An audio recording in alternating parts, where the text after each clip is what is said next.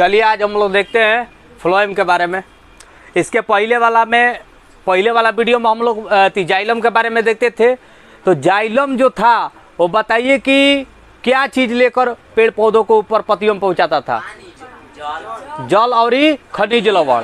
जो वो खनिज लवण होता था वो जल के अंदर क्या हो जाता था? घुलित हो जाता था। अब मान लेते नहीं कि जो तारा के खनिज लवण बटुए जल के अंदर घुल जाई तबे तो जाइलम लेके जाई अपन ऊपर के तरफ। तो जाइलम में दूगो का ऐसा चीज़ रहे जौन की पौधा में और पेड़ में दोनों में अलग अलग तरीका से पहुँचावत रहे। तो वाहिकाएँ एवं वाहिनिकाएँ ये दोनों का करत रहे आसन खनिज लवण तथा जल के लेके ऊपर के तरफ जात रहे आसन। जौन खनिज लवण रहत रहे वो घुलित रूप में रहत रहे। अब हमनी के फ्लोएम के बारे में समझेंगे, यानी कि अब हम लोग फ्लोएम के बारे में समझेंगे कि फ्लोएम कैसे कार्य करता है। इसके पहले वाले जाइलम के फिगर और फ्लोएम के फिगर में आप लोग स्पष्ट रूप से पूरा का पूरा अंतर देख रहे हैं। जो यह आपको दिखाई दे रहा है ये सब क्या है? फ्लोएम का चित्र है। आप इसमें जो ये डॉट डॉट लाइन देख रहे हैं ये सब छिद्र है। क्या है? छिद्र है। ये जितना भी दिखाई दे रहा है ब्लैक वाला, ये भी जितना दिखाई दे रहा है ये सब क्या है? आपका छिद्र है। इसी छिद्र के माध्यम से एक दूसरे से ये जुड़ी रहती है, जिसके माध्यम से ये क्या करती है कि एक कोशिका से दूसरे कोशिका में ट्रांसफर कर देती हैं, जिसके चलते खाद्य पदार्थ का परिवहन यहाँ पे सरल हो जाता है, यानी कि आसान हो जाता है। यहाँ पे कह रहा है कि फ्लोएम के बारे में कि यह संवहन मंडल का दूसरा जटिल ऊतक है। पहला जटिल ऊतक कौन था? जाइलम। पहला जटिल ऊतक कौन था? जाइलम। और दूसरा कौन है आपका? फ्लोएम। इसमें बोल रहा है कि इसमें चालनी नलिकाएं पाई जाती है। देखिए जिस तरह से जाइलम के अंदर वाहिकाएं एवं वाहिनिकाएं पाई जाती थी, उसी प्रकार से फ्लोएम के अंदर क्या पाई जाती है? चालनी नलिकाएं पाई जाती है। क्या पाई जाती है?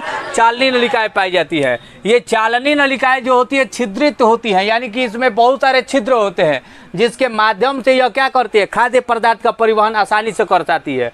कहता है कि जिसका मुख्य कार्य, यानी कि चालनी नलिका का मुख्य कार्य क्या है? कह रहा है कि पौधों के हरे भागों में निर्मित भोज्य पदार्थों को, यानी कि जो पौधा है तो पौधा के हरे भागों में ही ना भोज्य पदार्थ का निर्माण होता है, जो कि ग्लूकोज के रूप में रहता है।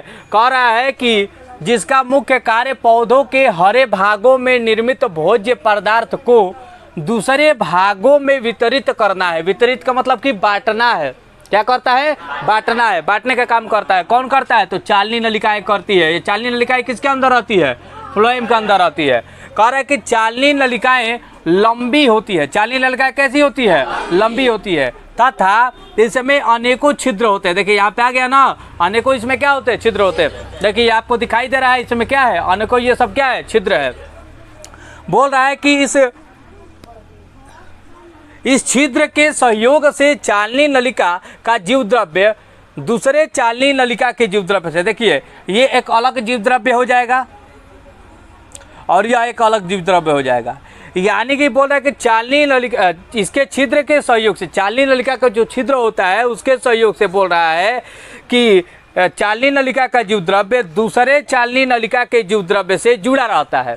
यानी कि जो पहले चालनी नलिका है, यानी कि जो पहलका चालनी नलिका भी आप मान लेते हैं कि तार का चालनी नलिका ही है, ठीक बा, ये दूसरा का चालनी नलिका से का होखेले? जुड़ा रहे। दूसरा का चालनी नलिका से जुड़ा रहे। यानी कि एक और जो है देखो पहल की चालनी नलिका के का हटे? जीव द्रव्य हटुए, आई दूसर की चालनी नलिका के जीव द्रव्य है। समझ में आ गया? बोल रहा है कि जिसके कारण से, यानी कि दोनों के आपस में जुड़ला के ही कारण, यानी कि पहल का चालनी नलिका तथा दूसर का चालनी नलिका के जीव द्रव्य के आपस में जुड़ला के ही कारण का कहते खाद्य पदार्थों का एक कोशिका से दूसरे कोशिका में स्थानांतरण हो जाता है। यानी कि कह रहे कि चालनी नलिका के जो जीव द्रव्य बटे जो उनकी आपस में जुड़ा रहेला, का रहेला? आपस में जुड़ा रहेला, जिसके कारण खाद्य पदार्थों का एक कोशिका से दूसरे कोशिका में स्थानांतरण हो जाता है। यानी कि जीव द्रव्य के आपस में जुड़ने के कारण से एक कोशिका दूसरे कोशिका से जुड़ जाती है, जिसके कारण से फ्लोएम के अंदर जो खाद्य पदार्थों का परिवहन होता है एक कोशिका से दूसरे कोशिका में हो जाता है। फिर वह कोशिका से फिर उस दूसरे कोशिका में होगा, फिर उस कोशिका से फिर दूसरे कोशिका में होता है। इस तरह से क्या होता है? फ्लोएम अपना परिवहन तंत्र, यानी कि पेड़ पौधे में परिवहन तंत्र का निर्माण करता है। और फ्लोएम जो होता है पौधा के अंदर से लेके यानी कि पेड़ पौधा के अंदर से लेके यानी कि नीचे से लेके ऊपर तक दोनों तरफ खाद्य पदार्थ के क्या करता है, परिवहन करता है। ऊपर के तरफ पत्तियों में भी बांटता है और नीचे के तरफ भी बांटता है। अगला कह रहा है कि पौधों में सुक्रोज के रूप में खाद्य पदार्थों का स्थानांतरण होता है। पौधा में किस रूप में होता है, सुक्रोज के रूप में।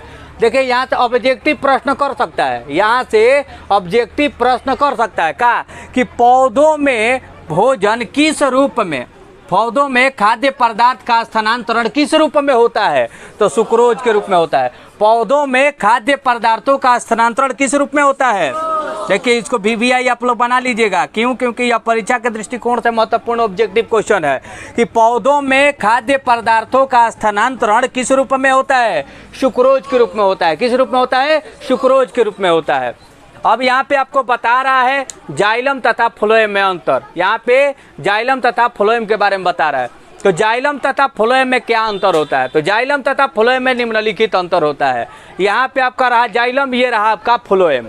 जाइलम में बता रहा है कि इसकी कोशिकाएं मृत होती हैं। जाइलम की कोशिकाएं कैसी होती है, अब फ्लोएम की कोशिकाएं जीवित होती है। तो जाइलम की कोशिकाएं कैसी होती है, मृत होती है, अब फ्लोएम की कोशिकाएं जीवित होती है। जब अंतर पूछेगा कि जाइलम तथा फ्लोएम में अंतर स्पष्ट करे तो आराम से इस प्रकार से डायग्राम बनाइएगा। एक तरफ में जाइलम, एक तरफ में फ्लोएम लिखिएगा। उसके साथ साथ यहाँ पे लिख दीजिएगा कि इन दोनों में निम्नलिखित अंतर है। जाइलम में लिखिएगा कि इसकी कोशिकाएं कैसी होती है, मृत होती है। फ्लोएम में इसकी कोशिकाएं कैसी होती है, जीवित होती है। फिर कह रहा है कि यह जल एवं कौन, जाइलम, यह जल एवं घुलित खनिज पदार्थों का स्थानांतरण करता है। यानी कि जो जल के अंदर खनिज लवण घुल गए हैं ये उनका स्थानांतरण करता है। समझ में आ गया। अब फ्लोएम में क्या कह रहा है कि यह खाद्य पदार्थों का स्थानांतरण करता है।